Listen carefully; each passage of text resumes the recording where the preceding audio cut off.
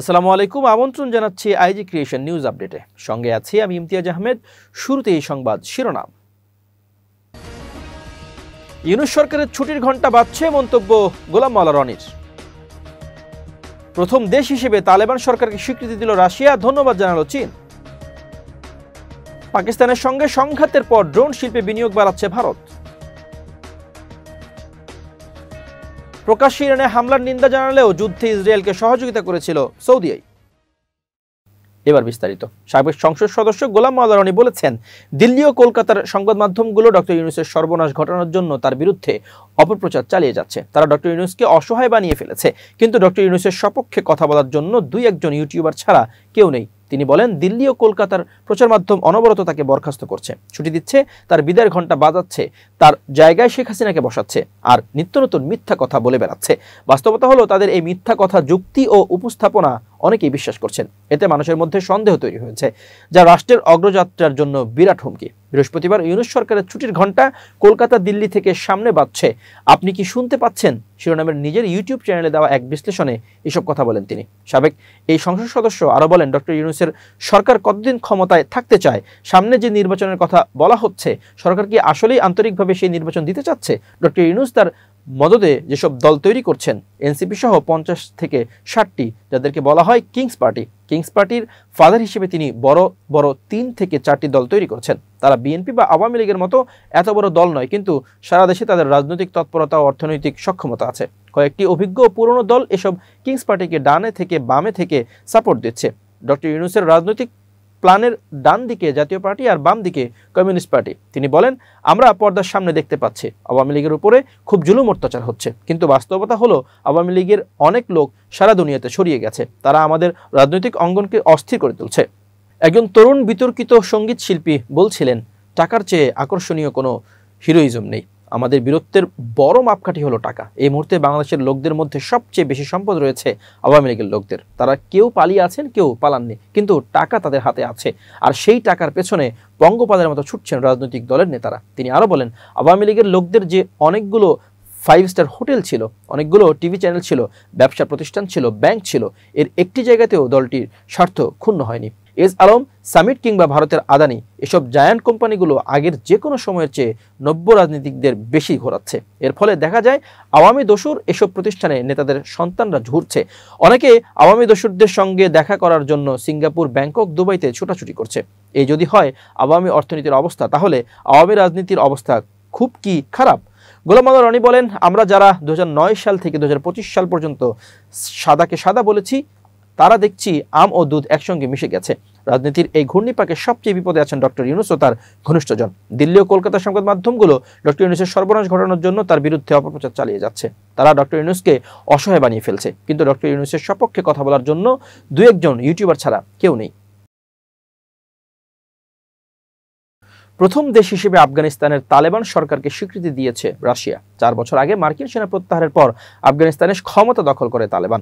তাদের স্বার্থে বন্ধুত্বপূর্ণ সম্পর্ক গড়ে তোলার চলমান প্রচেষ্টার অংশ হিসেবে রাশিয়া আফগানিস্তানের নতুন রাষ্ট্রদূতের পরিচয়পত্র গ্রহণ করেছে। খবর আল জাজিরার। রাশিয়ায় পররাষ্ট্র মন্ত্রণালয়ের এক বিবৃতিতে বলেছে, ইসলামিক আমিরাত অব আফগানিস্তান সরকারের আনুষ্ঠানিক স্বীকৃতি দুই দেশের মধ্যে বিভিন্ন ক্ষেত্রে গঠনমূলক দ্বিপক্ষীয় সম্পর্ক আরও জোরদার করবে। এই পদক্ষেপের ফলে রাশিয়া বিশ্বের প্রথম দেশ হিসেবে দেশটির তালেবান সরকারকে স্বীকৃতি দিল। আফগান পররাষ্ট্রমন্ত্রী আমির খান মুত্তাকি বৃহস্পতিবার কাবুলে নিযুক্ত রাশিয়ার রাষ্ট্রদূত দিমিত্রি ঝিরনভের সাথে বৈঠকের একটি ভিডিও সামাজিক যোগাযোগ মাধ্যম এক্সে পোস্ট করেছেন। এতে তিনি বলেন, এই সাহসী সিদ্ধান্ত অন্যদের জন্য একটি উদাহরণ হবে। তিনি আরও বলেন, স্বীকৃতির প্রক্রিয়া শুরু হয়েছে, আর এক্ষেত্রে রাশিয়া সবার চেয়ে এগিয়ে রইল। এই পদক্ষেপ ওয়াশিংটনের ঘনিষ্ঠভাবে পর্যবেক্ষণ করার সম্ভাবনা রয়েছে। আফগানিস্তানের কেন্দ্রীয় ব্যাংকের কোটি কোটি অর্থের সম্পদ জব্দ করেছে যুক্তরাষ্ট্র। সেই সঙ্গে তালেবানের কয়েকজন শীর্ষ নেতার উপর নিষেধাজ্ঞা আরোপ করেছে, যার ফলে আফগানিস্তানের ব্যাংকিং খাত আন্তর্জাতিক আর্থিক ব্যবস্থা থেকে মূলত বিচ্ছিন্ন হয়ে পড়েছে। 2021 সালের আগস্টে আফগানিস্তানের ক্ষমতা দখল করে তালেবান। অবশ্য তালেবান সরকারকে এখনও আন্তর্জাতিকভাবে স্বীকৃতি দেয়নি জাতিসংঘ সহ বিশ্বের কোনো বড় সংস্থা। 2024 সালের জুলাই মাসে রাশিয়ার প্রেসিডেন্ট ভ্লাদিমির পুতিন তালেবানদের সন্ত্রাসবাদের বিরুদ্ধে লড়াইয়ের মিত্র বলে অভিহিত করেছিলেন। আর একই বছরের এপ্রিলে রাশিয়ার সুপ্রিম কোর্টে তালেবানের সন্ত্রাসী চকমা তুলে নেয়। মূলত রাশিয়া এখন তালেবান শাসিত আফগানিস্তানকে অর্থনৈতিক অংশীদার ও আঞ্চলিক সুরক্ষার সহযোগী হিসেবে দেখছে, বিশেষ করে ISIS কে মোকাবেলায়। ভারত সামরিক বেসরকারি ড্রোন নির্মাতাদের জন্য 23,40,00,000 মার্কিন ডলারের অর্থাৎ 2,000 কোটি রুপি ইনসেন্টিভ উৎসাহ ভাতা কর্মসূচি চালু করতে যাচ্ছে। ড্রোনের উপর ভারতের আমদানি নির্ভরতা কমাতে এবং চীন ও তুরস্ক সমর্থিত পাকিস্তানের ড্রোন কর্মসূচির মোকাবেলায় এই কর্মসূচি নেওয়া হয়েছে বলে জানিয়েছে বার্তা সংস্থা রয়টার্সকে। ভারত সরকারের সংশ্লিষ্ট অন্তত 3টি সূত্র এই খবর দিয়েছে। ভারতের এই দেশীয় ড্রোন তৈরির উদ্যোগের পেছনে রয়েছে গত মে মাসে পাকিস্তানের সঙ্গে 4 দিনের সংঘাত। ওই সংঘাতে প্রতিদ্বন্দ্বী প্রতিবেশী দুই দেশই প্রথমবারের মতো একে অন্যের বিরুদ্ধে হামলায় ব্যাপকভাবে ড্রোন ব্যবহার করেছে। বর্তমানে পারমাণবিক শক্তি ধরে এই প্রতিবেশী দুই দেশ ড্রোন প্রযুক্তি তৈরির প্রতিযোগিতায় নেমেছে। সরকারের দুই কর্মকর্তা এবং শিল্প সংশ্লিষ্ট এক ব্যক্তি রয়টার্সকে বলেন, 2,000 কোটি রুপির এই কর্মসূচির আওতায় আগামী 3 বছরে ড্রোন যন্ত্রাংশ, সফটওয়্যার, প্রতিরক্ষা ড্রোন ব্যবস্থা এবং সংশ্লিষ্ট সেবা খাতে ইনসেন্টিভ দেওয়া হবে। আগে কখনো এই কর্মসূচির বিস্তারিত কিছু প্রকাশ করা হয়নি। 2021 সালে চালু হওয়া 120 কোটি রুপির প্রোডাকশন সংশ্লিষ্ট ইনসেন্টিভ PLI স্কিমের চেয়ে এই বাজেট অনেক বেশি। PLI মূলত ড্রোন উদ্যোক্তাদের সহায়তার জন্য চালু হয়েছিল, তবে সেই উদ্যোগ পুঁজি সংগ্রহ ও গবেষণায় বিনিয়োগ সমস্যায় পড়েছিল। এই ড্রোন কর্মসূচির নেতৃত্ব দেওয়া ভারতের বেসামরিক বিমান চলাচল এবং প্রতিরক্ষা মন্ত্রণালয় তাৎক্ষণিকভাবেই ইমেইলে পাঠানো রয়টার্সের প্রশ্নের কোনো জবাব দেয়নি। এর আগে রয়টার্সের এক প্রতিবেদনে বলা হয়েছিল, ভারত স্থানীয় ড্রোন শিল্পে বড় বিনিয়োগের পরিকল্পনা করছে। এ খাতে আগামী 12 থেকে 24 মাসে 47 কোটি ডলার পর্যন্ত ব্যয় করতে পারে। সরকার ও সামরিক কর্মকর্তারা বলছেন, ধাপে ধাপে এই ব্যয় হবে। আগে ভারত সামরিক ড্রোন প্রধানত তৃতীয় বৃহত্তম অস্ত্র সরবরাহকারী দেশ ইসরায়েল থেকে আমদানি করত। তবে সাম্প্রতিক বছরগুলোতে ভারতের ড্রোন শিল্প প্রতিষ্ঠান সাশ্রয়ী মূল্যে সামরিক ড্রোন তৈরির ক্ষেত্রে বেশ অগ্রগতি করেছে। তবু মোটর, সেন্সর ও ইমেজিং সিস্টেমের মতো কিছু উপাদানের ক্ষেত্রে এখনও চীনের উপর নির্ভরতা রয়েছে। ভারতের লক্ষ্য হলো এই ইনসেন্টিভের মাধ্যমে 2028 অর্থ বছরের এপ্রিল-মার্চের মধ্যে মূল ড্রোন যন্ত্রাংশের অন্তত 40% দেশেই তৈরি করা। ভারতের প্রতিরক্ষা সচিব রাজেশ কুমার সিং গত সপ্তাহে বলেন, ভারত-পাকিস্তান সংঘাতের সময় দুই পক্ষই ব্যাপকভাবে ড্রোন, লোটারিং, মিউনিশন ও কামিকাজে ড্রোন ব্যবহার করেছে। রাজেশ আরও বলেন, এই ঘটনা থেকে আমাদের শিক্ষা হলো দেশীয় প্রযুক্তির উপর আরও বেশি জোর দিতে হবে, যাতে আমরা একটি বড় কার্যকর সামরিক ড্রোন উৎপাদন ব্যবস্থা গড়ে তুলতে পারি। ভারত সরাসরি ড্রোন আমদানির উপর নিষেধাজ্ঞা জারি করেছে, তবে যন্ত্রাংশের আমদানির ক্ষেত্রে নিষেধাজ্ঞা নেই। এছাড়া সরকার দেশীয়ভাবে যন্ত্রাংশ সংগ্রহকারী উৎপাদকের জন্য বাড়তি উৎসাহ ভাতার পরিকল্পনা করেছে। ভারতের কর্মকর্তারা আরও বলেন, রাষ্ট্রায়ত্ত small industries development bank of India এই কর্মসূচিতে অংশ নেবে এবং প্রতিষ্ঠানগুলোর পুঁজি, গবেষণা ও উন্নয়ন খাতে স্বল্প সুদে ঋণ দেবে। বর্তমানে ভারতের ড্রোন খাতের সঙ্গে জড়িত নির্মাণ ও সহযোগী প্রতিষ্ঠানের সংখ্যা 6 শতাধিক।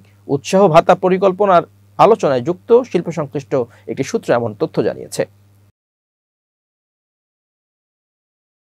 ইরানের সাথে সংঘাতে ইসরায়েলকে সহযোগিতা করেছিল সৌদি আরব। ইসরায়েলের সংবাদ মাধ্যম ইসরায়েল হাইওমের এক অনুসন্ধানী প্রতিবেদনে উঠে এসেছে বিস্ফোরক এই তথ্য। প্রতিবেদনে বলা হয়েছে, প্রকাশ্যে ইসরায়েলি হামলার নিন্দা জানালেও গোপনে প্রতিবেশী জর্ডান ও ইরাকে হেলিকপ্টার পাঠিয়ে তেহরানের ড্রোন ঠকিয়েছে রিয়াদ। যদিও আনুষ্ঠানিকভাবে ইসরায়েলকে সহযোগিতার কথা এখনও স্বীকার করেনি সৌদি। 12 দিনের সংঘাতে ইরান একা লড়াই করলেও অনেকেরই সহযোগিতা পেয়েছে ইসরায়েল। ইরানের ছোড়া মিসাইল ড্রোন ভূপাতিত করে ঘনিষ্ঠ মিত্র হিসেবে পরিচিত যুক্তরাষ্ট্র, যুক্তরাজ্য ও ফ্রান্সের মতো পশ্চিমা দেশগুলো বন্ধুর মতোই খোলাখুলি পাশে দাঁড়িয়েছিল তেল আবিবের। মুসলিম দেশ জর্ডানের বিরুদ্ধেও রয়েছে ইরানের হামলার মাঝপথে ঠেকানোর অভিযোগ। তেহরানকে সরাসরি সহযোগিতা না করেও সৌদি আরবকে শুরু থেকেই ইসরায়েলের বিরুদ্ধে কথা বলতে দেখা গেছে। কোনো উস্কানি ছাড়াই ইরানের ভূখণ্ডে ইসরায়েলি হামলার নিন্দা জানিয়েছিল রিয়াদ। সৌদি আরবের আকাশসীমা ব্যবহার করে ইরানে হামলা চালাতে দেয়া হবে না দিয়েছিল এমন বক্তব্য। প্রকাশ্যে ইসরায়েলের হামলার নিন্দা জানানো সৌদি আরবের বিরুদ্ধে এবার উঠেছে গোপনে নেতানিয়াহু বাহিনীকে সহযোগিতার অভিযোগ। বিভিন্ন সূত্রের বরাতে এই চাঞ্চল্যকর তথ্য প্রকাশ করেছে তেল আবিব ভিত্তিক গণমাধ্যম ইসরায়েল হাইওম। তাদের এক অনুসন্ধানী প্রতিবেদনে দাবি করা হয়েছে, ইসরায়েলকে লক্ষ্য করে ইরানের ছোড়া ড্রোন ঠেকিয়েছে সৌদি আরবের বিমান বাহিনী। প্রতিবেশী জর্ডান, ইরাক ও নিজ দেশের আকাশসীমায় হেলিকপ্টার মোতায়েন করে এই বিস্ফোরক বোঝাই চালকবিহীন আকাশযান ধ্বংস করেছে তারা। প্রতিবেদনে বলা হয়েছে, আঞ্চলিক আকাশসীমার নিরাপত্তায় ইসরায়েলকে এ সহযোগিতা করেছে সৌদি আরব। যদিও আনুষ্ঠানিকভাবে এখন পর্যন্ত ইরানের ড্রোন প্রতিহতের কথা স্বীকার করেনি দেশটির সরকার। মধ্যপ্রাচ্যের অন্যতম শক্তিশালী বিমান বাহিনী সৌদি আরবের। অবশ্য দেশটির কাছে থাকা fighter jet, air defence system সহ বেশিরভাগ সমরাস্ত্রই ইসরায়েলের সবচেয়ে কাছের বন্ধু যুক্তরাষ্ট্রের দেয়া। এদিকে গাজায় 21 মাস ধরে বর্বরতা চললেও ইসরায়েল বিরোধী জোরালো অবস্থান নিতে ব্যর্থ হওয়ায় সমালোচনার মুখে পড়তে যাচ্ছে সৌদি আরব।